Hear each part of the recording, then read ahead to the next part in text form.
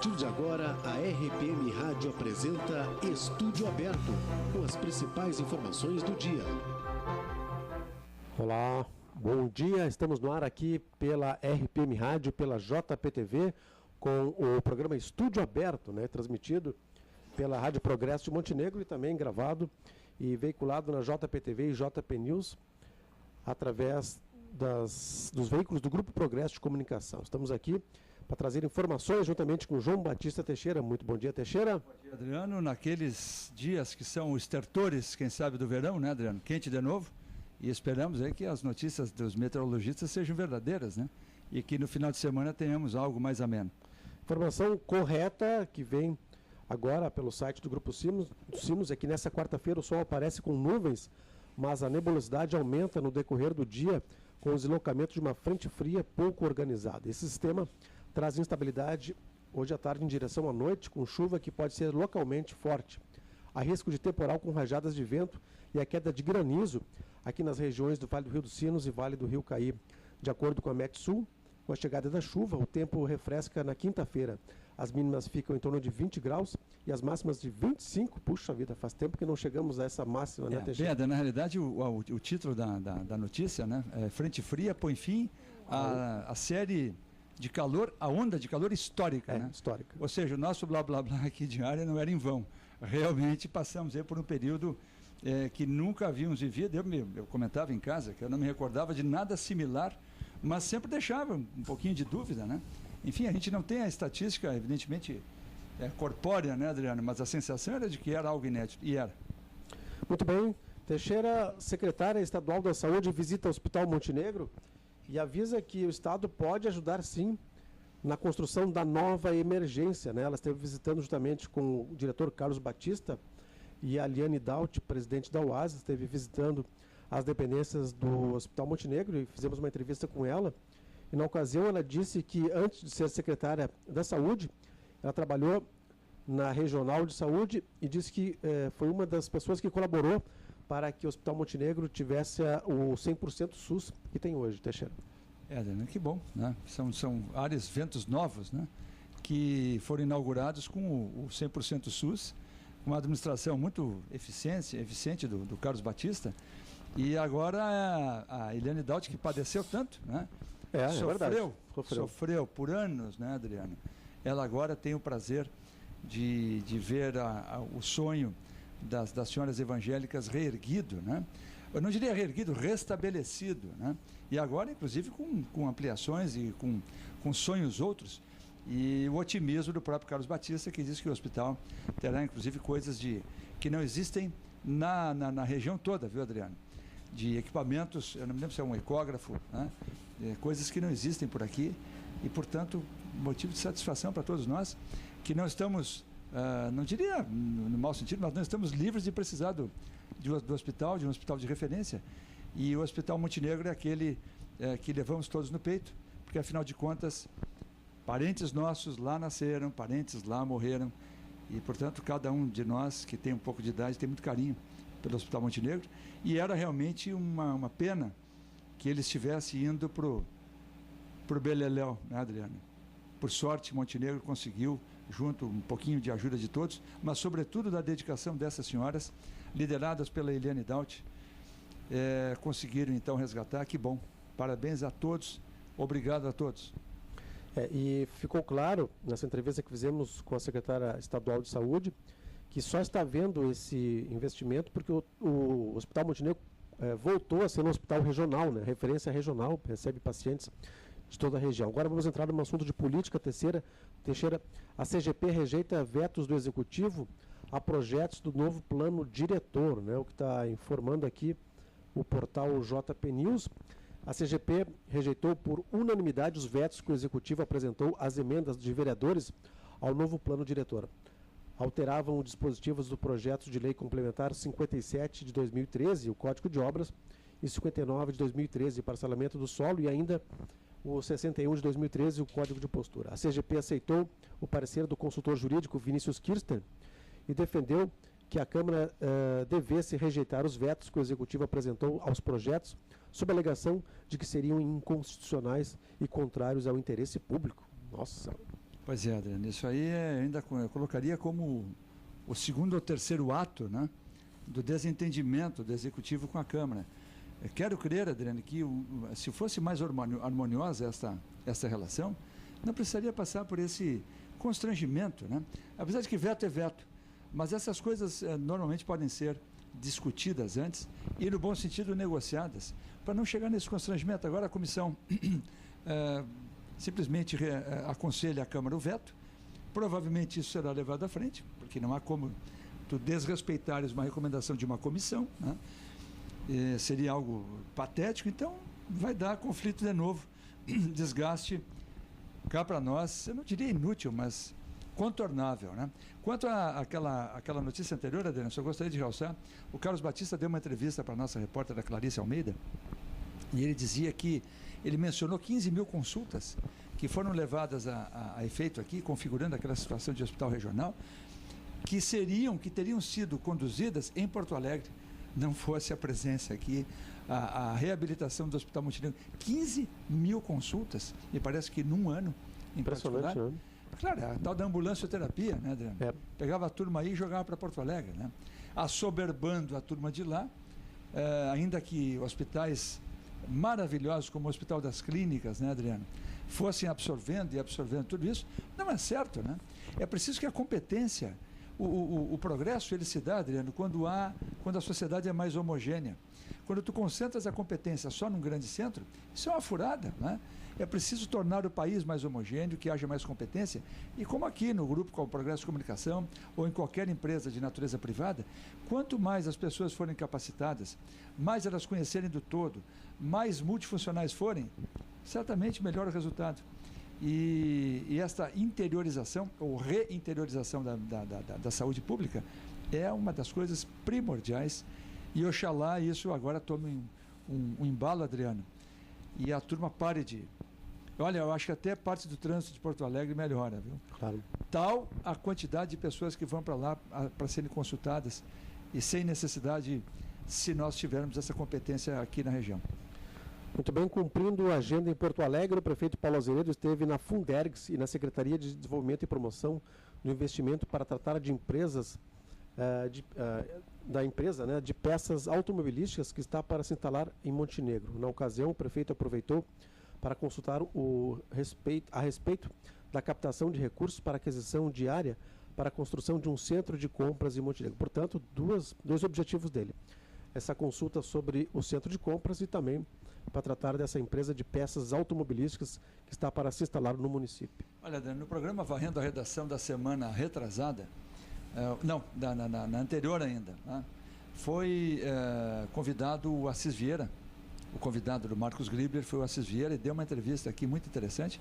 Aliás, as entrevistas do Assis são sempre boas, né? Sempre boas. Porque ele é um homem inteligente, tem fácil verbalização, expõe suas ideias com muita clareza, e é sempre um prazer tê-lo aqui e ouvi-lo. Ainda ontem eu cruzava com ele, eu sempre brinco, eu digo, Assis, cuidado para o sol, para o calor, ainda não causar um prejuízo a essa inteligência, né? Ele deu risada. Mas ele sugeriu, Adriano, que a captação, ou melhor, a atração de novas empresas, ela deveria, Adriano, necessariamente, isso aí o Assis, ele pensou até o óbvio, né? E deveria ser feito em cooperação com o Heitor Miller, que é nada mais nada menos que o presidente da Federação das Indústrias, né?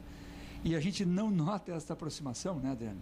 O prefeito de Montenegro deveria andar de braços dados com o Heitor Miller para que essa tarefa fosse facilitada, né?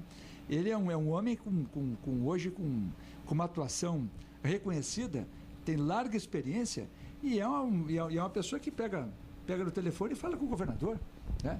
Fala com o ministro, Adriano, fala com presidentes de grandes organizações e, portanto, lastimamos, fica aqui a sugestão do Assis Vieira, que a gente não vê implementada, mas quem sabe o prefeito Paulo Azeredo faça uma aproximação, porque as coisas todas, Adriano, ninguém vai fazer um investimento em lugar nenhum sem passar pela Federação de Indústrias, né? Por que não fazer isso? Não há razões políticas, porque tanto o Heitor Miller quanto o Paulo Azeredo certamente são pessoas interessadas no bem comum, certamente gostam de Montenegro e farão o melhor para contribuir para a nossa cidade, nossa região. Fica a sugestão óbvia, mas muito oportuna, do Assis Vieira. Muito bem, Teixeira, agora são 11 horas e 43 minutos. Teixeira, vamos entrar num assunto agora, num depoimento dado ontem aos veículos de comunicação da capital do prefeito José Fortunati, um depoimento bastante corajoso e anti-eleitoreiro, né? Não estava se preocupando com as eleições quando deu essa informação. Primeiro, ele prega que não haja mais gratuidade nos ônibus para pessoas de 60 a 64 anos. E também tratou da questão das passagens dos ônibus na capital em relação ao custo-benefício e a aplicação dos ar-condicionados. Segundo o prefeito, ele tem dados técnicos que o ar-condicionado no ônibus encarece a passagem e que vai ter que aumentar as passagens nos ônibus da capital. Bem, Adriano, isso é um assunto que bom, essa bola vem picando agora para chutar com qualidade, né? Tomara que eu seja feliz. Na verdade, o prefeito Fortunati, eu tive a oportunidade de conhecê-lo, nós moramos na mesma casa de estudante, na época em que lá moravam também os Kautzmann, o André Zanata, né?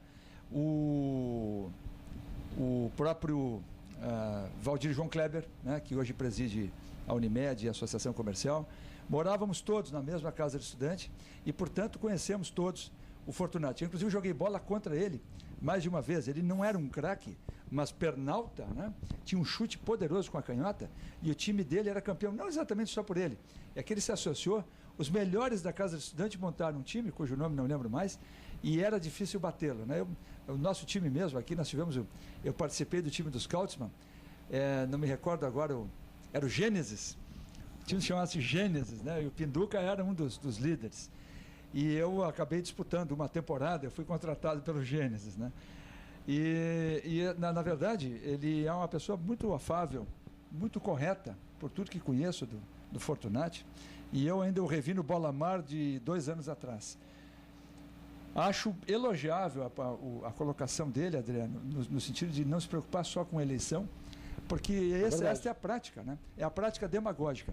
E o que eu sugiro, eu comentava fora do ar e agora aproveito a oportunidade, existe uma pregação rancorosa, Adriano, acirrando ânimos na sociedade brasileira, com consequências imprevisíveis e uma atitude irresponsável de certas lideranças políticas de acirrarem um discurso na base do nós vencemos os poderosos, né? Os poderosos, nós derrubamos os poderosos, mas poderosos quem? Né? Quem são os poderosos? Do jeito que essa turma fala, Adriano, e há uma posição, eu acho isso de um estrabismo lastimável, além de ser uma mensagem absolutamente decrépita e que precisa cair por terra. Nós precisamos combater esse tipo de conversa mole e demagógica. Então o pessoal diz assim, nós conseguimos, juntamente no Ministério Público, nós conseguimos manter a... Mas, meu amigo, primeiro que falta modéstia, né? O sujeito mencionar a si próprio, eu, fulano, consegui... Modéstia mandou lembrança, né? Deixe que os outros reconheçam em primeiro lugar. Em segundo lugar, sem a mobilização popular, nada teria sido possível, né? E esse pessoal bate no peito dizendo que eles conseguiram. Só que o que eu sugiro, Adriano, a essa turma, é o seguinte, por que eles não montam, se eles acham que os empresários são tão...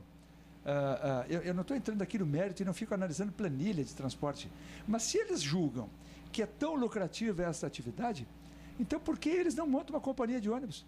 Estão perdendo a chance, né?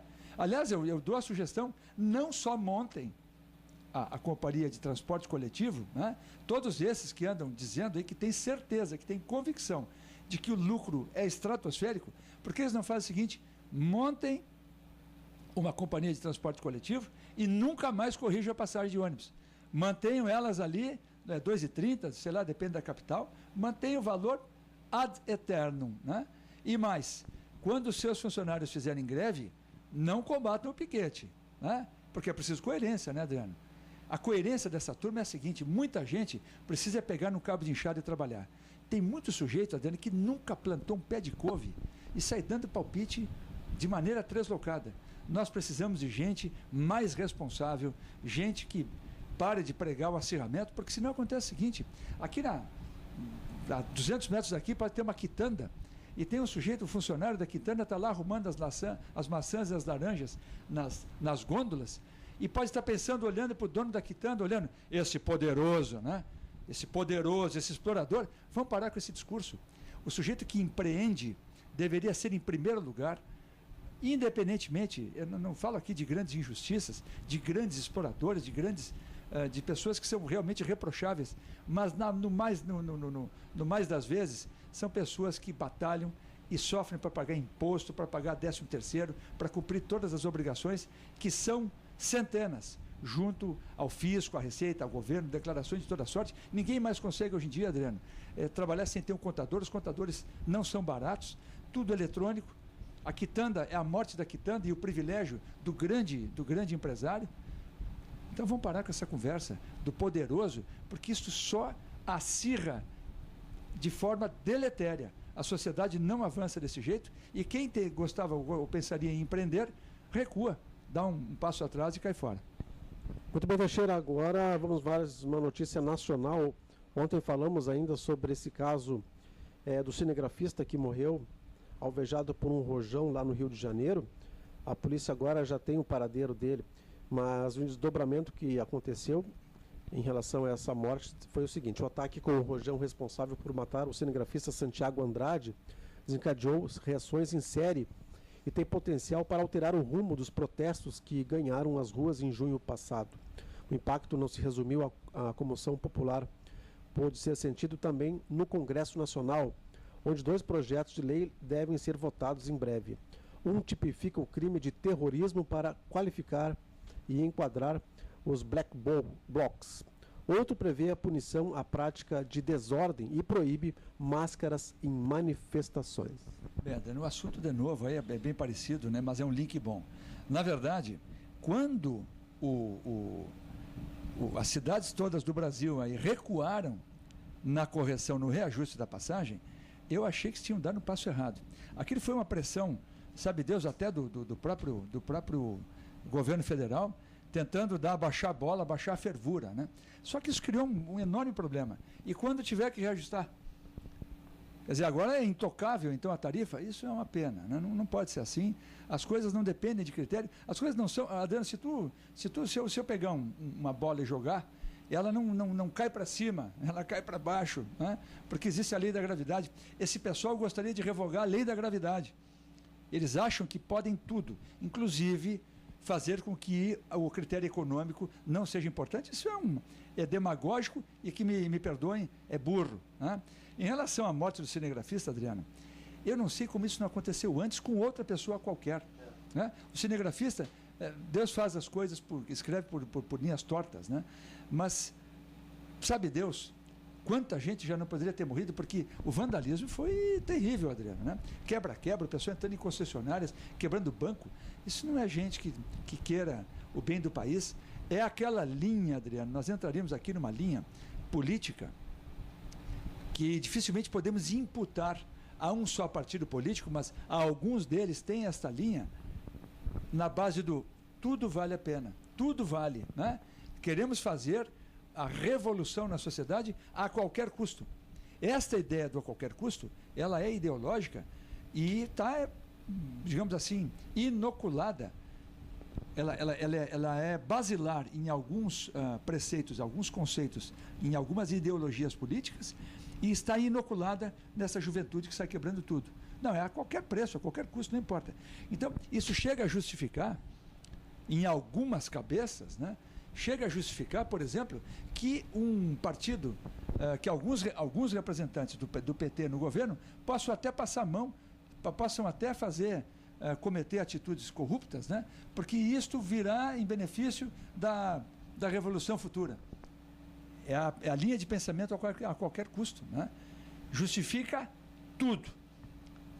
É claro que, para pessoas de bom senso, pessoas para as quais não se constrói destruindo, né?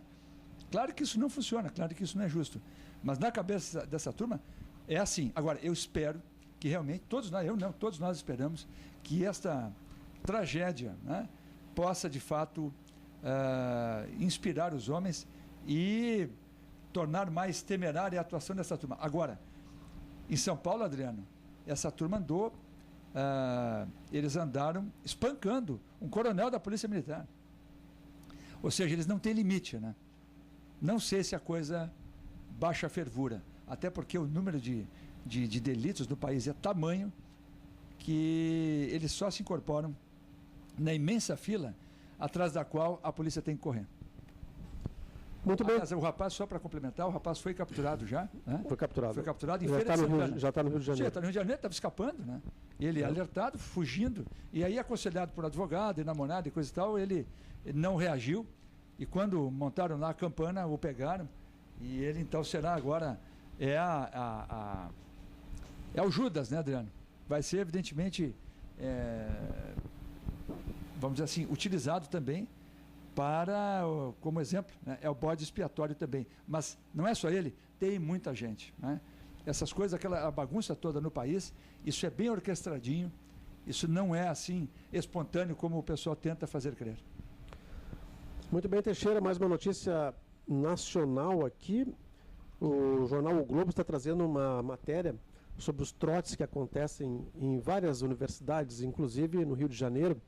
Aí os alunos que ingressaram na universidade foram colocados abaixo de um sol de 40 graus e tiveram tortas na cara, né? Essas brincadeiras que acontecem aí na maioria das universidades. Tu és a favor ou contra? Já passou por trotes, Teixeira? Totalmente contra, Adriano. Eu, quando entrei na universidade, já não tinha mais aquela história de zerar o cabelo, né?